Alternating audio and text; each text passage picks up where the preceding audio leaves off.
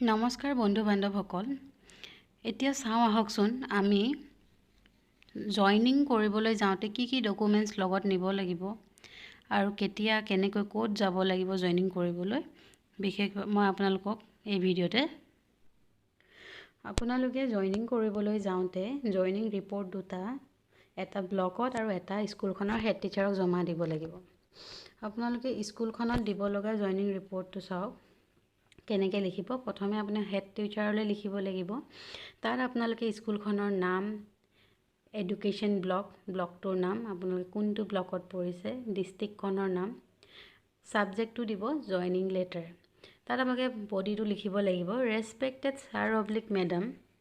with due respect I would like to state that I am appointed in your school as কি পোষ্টত আপুনি appoint হৈছে হেতু আপুনি লিখিব লগতে vide appointment letter নাম্বাৰটো লিখিব তাত এটা ডেট দিয়া আছে হে ডেটটো লিখিব যোনটো ডেটত ইস্যু হৈছে issued by the director of elementary education Assam now I want to join in your school in accordance with the direction of the mentioned appointment letter enclosed herewith so I request you to kindly allow me to join this school on today আপুনি কোন তাৰিখে join কৰিছে তাৰ ডেটটো লিখিব আৰু সময়টো লিখিব এটা আৰু লগত আপুনি কি কৰিব এনক্লোজ কৰি দিব এপইন্টমেন্ট লেটাৰ এখন enclose herewith my appointment letter for your information and favourable action thanking you তাত আপোনালোকে তাৰপাছত ডেটটো দিব লেফট সাইডে আৰু ৰাইট সাইডে আপুনি নিজৰ নাম এড্ৰেছ মোবাইল নম্বৰ আৰু ইমেইল আইডিটো দিব এখন আছিল হেড টিচাৰক দিবলগীয়া এখন আৰু এতিয়া চাওক জয়নিং ৰিপৰ্ট একেই খালি এখন দিব লাগিব আপোনালোকে ব্লক এলিমেন্টাৰী এডুকেশ্যন অফিচাৰক দিব লাগিব তাত আপুনি ব্লকটোৰ নাম লিখিব ডিস্ট্ৰিক্টখন লিখিব আৰু এইখনত আপুনি মেনশ্যন কৰিব লাগিব through the head teacher of যোনখন স্কুলত আপুনি জয়নিং কৰিব সাবজেক্ট লিখিব জয়নিং লেটাৰ আৰু লিখিব তলত respected sir oblique madam with due respect I would like to state that I am appointed at স্কুলখনৰ নাম তাত আপোনালোকে কোনটো পোষ্টত এপইণ্ট হৈছে লিখিব ভাইড এপইণ্টমেণ্ট লেটাৰ আৰু ইস্যু হোৱা ডেটটো লিখিব by the director of elementary education Assam now I have already joined the school in accordance with the direction of the mentioned appointment letter enclosed herewith so I request you to kindly accept my joining report in your block on today কোনটো দিন লিখিব date দিব time দিব আৰু তাৰ লগত আপোনালোকে appointment লেটাৰখন enclose কৰি দিব আৰু স্কুলৰ জয়নিং ৰিপৰ্টটো এনক্লোজ কৰিব আৰু লগতে লাষ্টত লিখিব বা লেফট সাইডে থ্যাংকিং ইউ ডেটটো দিব আৰু ৰাইট সাইডে নিজৰ name address mobile number email ID দিব এতিয়া চাওক আন্ডাৰটেকিংখন কেনেকৈ লিখিব তাত আপোনালোকে কি লিখিব আপুনি তাত লিখিব যে I understand and accept that government servant joining the service of the state government on or after 1st February 2005 shall not be governed by the existing Assam service pension rules 1969 an order issued thereunder from time to time and that my pension and other retirement benefits will be governed by a set of new pension rules which are in line with the contributory pension schemes of Government of India. Undertaking kon eneke likhi tolot apnaloke nijor signature to koribo.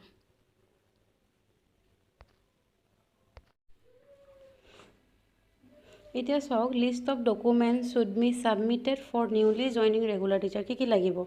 Appointment letter লাগিব তাৰ আপোনাৰ তিনিটা photocopies ল'ব আৰু self attach কৰিব সেকেন্ডত লাগিব joining report এখন যিখন আপুনি হেড টিচাৰক দিব আৰু ব্লকত দিব হে দুইখন আপোনালোকে তাত তিনিটা সেট কৰিব কৈছে অৰিজিনাল লাগিব হেগিটা আন্ডাৰটেকিং কপিখন মই আপোনালোকক দেখাইছো হেখন লাগিব তিনিটা সেট আৰু কম্পিউটাৰ প্ৰিন্টেড লাগিব তাছৰ resignation letter from school block district 3 sets of original এখিনি জুনে মানে চাকৰি কৰি আছে যিবোৰে নতুনকৈ চাকৰিত সোমাব তেওঁলোকৰ কাৰণে নালাগে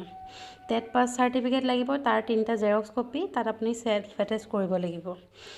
আৰু মেট্ৰিকৰ এডমিট কাৰ্ড লাগিব তাৰো তিনিটা ফটোকপি উইথ সেলফ এটেচটেড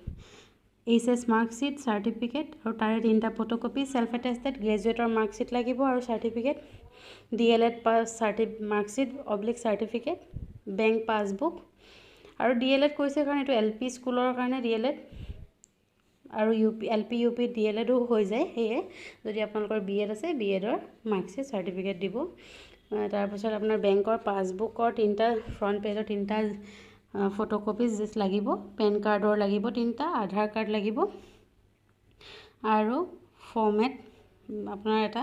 পাৰ্সোনাল ইনফৰমেশনৰ ফৰ্মেট এটা কপি দিব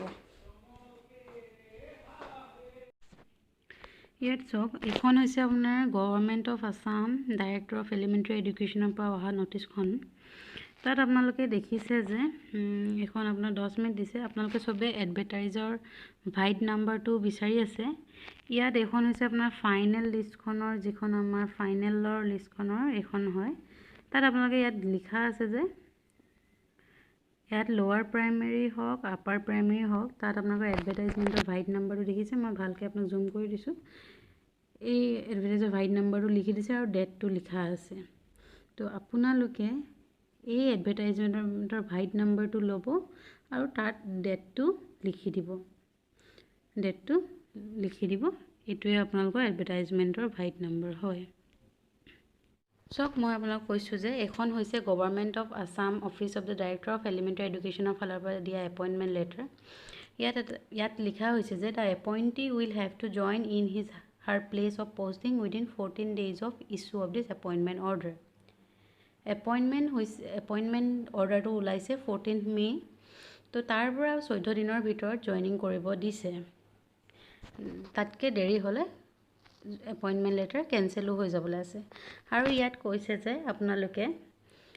প্ৰডিউস কৰিব লাগিব মেডিকেল ফিটনেস সাৰ্টিফিকেট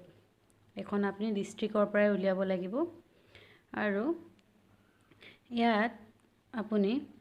কেটামান ইম্পৰ্টেন্ট পইণ্ট আছে যে আপুনি ইয়াত আপুনি কি কৰিব দা এপইন্টী will also have to furnish a notarized undertaking as per the provision laid down in the government ইমান লিখা আছে in place of police verification report আপুনি যদি police verification report উলিওৱা নাই তেতিয়া আপুনি এনেকৈ notarized affidavit এখন বনাব লাগিব যেহেতু police verification report ইমান সোনকালে বনাব নোৱাৰি টাইম লাগে আপুনি তেতিয়া কোৰ্টত এখন notarized affidavit বনাই ললে আপুনি জয়েন কৰিব পাৰে কৈছে যে without the above undertaking at the time of joining the joining report shall not be accept নকৰিব পাৰে যদি আপুনি ওপৰৰ আন্ডাৰটেকিং কিখন জমা নিদিয়ে আৰু জয়েনিংৰ ক্ষেত্ৰত এখন অফিস মেমৰেন্ডাম হয় এখন এই বছৰ মই পোৱা নাই এই বছৰৰ ৰিসেন্ট ইয়াৰৰ এখন লাষ্ট ইয়াৰৰ হয় আপোনালোকে তাত আপোনালোকে কি প্ৰসিডিউৰ এপ্লাই কৰিব কেনে কৰিব লিখা আছে আপোনালোকে চাব পাৰে যে প্ৰথমে আপোনালোকে ইয়াত লিখা আছে while undertaking the exercise of appointment in government service the appointing authority shall inform the selected candidate individually or through general notice to submit notarized affidavit in the format enclosed appointing authority inform কৰিব candidate জনক যে হয় general notice through ইন্ডিভিজুৱেলিও ক'ব পাৰে বা notice দিও ক'ব পাৰে যে notarized affidavit খন লাগিব আপোনালোকে জয়েনিংৰ টাইমত notarized affidavit খন লাগিব যেহেতু পুলিশ ভেৰিফিকেশন ৰিপৰ্টৰ কাৰণে অলপ দেৰি হয় হেই আপোনালোকে কোৰ্টত গৈ এই এফিডেভিটটো বনাই ল'ব পাৰে আৰু জয়েনিং কৰিব পাৰে আৰু তেতিয়া আপুনি পুলিশ ভেৰিফিকেশন ৰিপৰ্টটো অলপ দেৰি কৰি জমা দিলেও কথা নাই আৰু একচুয়ালি notarized affidavit খন সেকেন্ড পইণ্টত আপোনালোকে দিয়া আছে আপোনালোকে চাই ল'ব পাৰে ইয়াত second point on receipt of the notarized affidavit and on being satisfied that his character and antecedent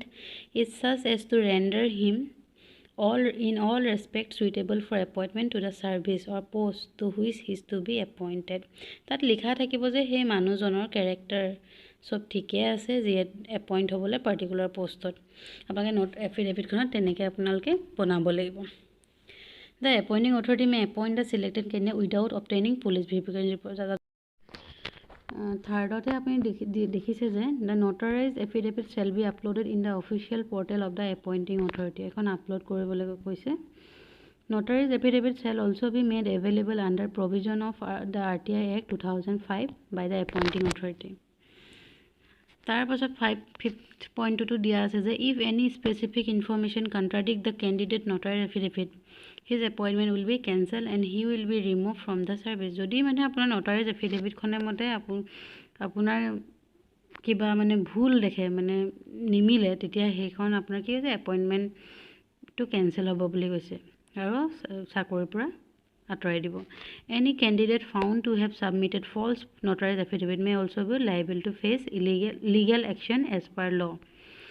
যদি সেইখন ফলছো হয় তেতিয়াও আপোনাৰ ওপৰত লিগেল একশ্যন ল'ব. যিহেতু মই কৈছোঁ যে পুলিচ ভেৰিফিকেশ্যনৰ ৰিপৰ্টত আপোনালোকৰ কিবা ক্ৰাইম ৰেকৰ্ড আছে নি চোৱা হয়. যিহেতু পুলিচ ভেৰিফিকেশ্যন ৰিপৰ্ট উলিয়াবলৈ অলপ সময় লাগে সেইকাৰণে আপোনালোকক নটাৰাইজ এফিডেভিটখন দৰকাৰ হয় আৰু সেইখনতো যদি ভুলকৈ দিয়ে তেতিয়া মানে চাকৰিৰ কাৰণে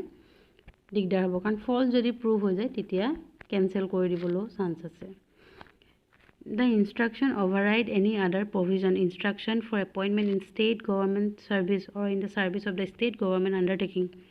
local autonomous bodies or organization only to the extent mentioned above. আপোনালোকে দেখিছে কি লিখা আছে.